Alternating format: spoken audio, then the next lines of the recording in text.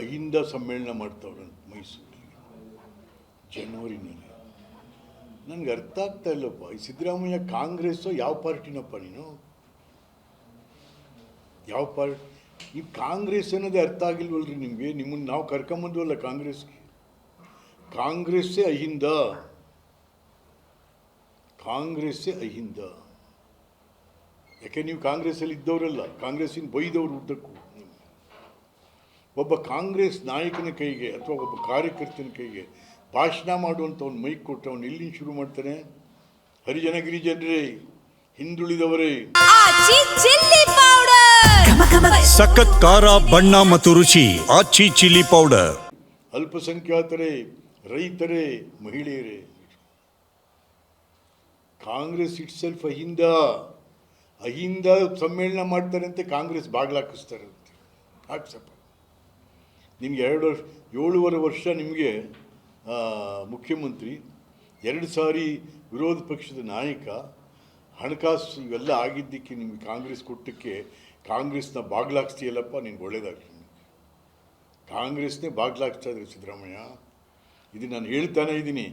ಈ ಕಾಂಗ್ರೆಸ್ ಯಾರಾದರೂ ಒಬ್ಬ ಮಾತಾಡ್ತಾವ್ರೇನ್ರಿ?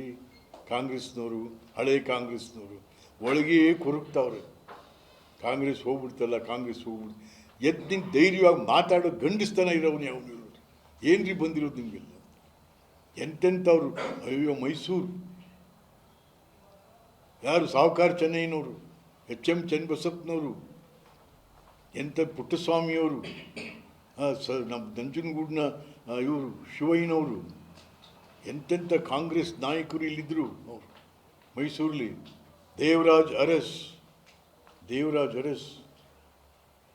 ಅಯ್ಯೋ ದೇವ, ಯಾರಿಗೂ ಏನೇನು ಜವಾಬ್ದಾರಿ ಅಂತ ಹೇಳಿ. ಅಲ್ಲ, ಕಾಂಗ್ರೆಸ್ಸಿನ ಋಣ ಇದೆ ನಿಮ್ಮ ಮೇಲೆ.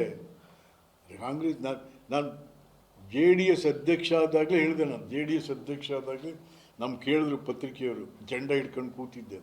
ಏನು ಸರ್ ನೀವು 40-45 ವರ್ಷ ಅಲ್ಲಿ ಹಿಡ್ಕೊಂಡು ಕೂತಿದ್ದಿಲ್ಲ? ಹೌದಪ್ಪ, ಕಾಂಗ್ರೆಸ್ ನನ್ನ ತಾಯಿ, ಇಂದಿರಾ ಗಾಂಧಿ ನನ್ನ ತಾಯಿ.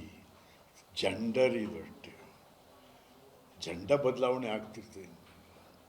ಹಾಗೆ ಇವತ್ತು ಕಾಂಗ್ರೆಸ್ಸನ್ನು ಕೂಡ ಕೇಳೋರಿಲ್ಲ ಹೇಳೋರಿಲ್ಲ, ಆ ಪರಿಸ್ಥಿತಿಗೆ ಕಾಂಗ್ರೆಸ್ ಆಡಳಿತ ನಡೆಸ್ತವ್ರು ಮಾಡ್ತಾರೆ ಅಂದರೆ ಏನ್ರಿ?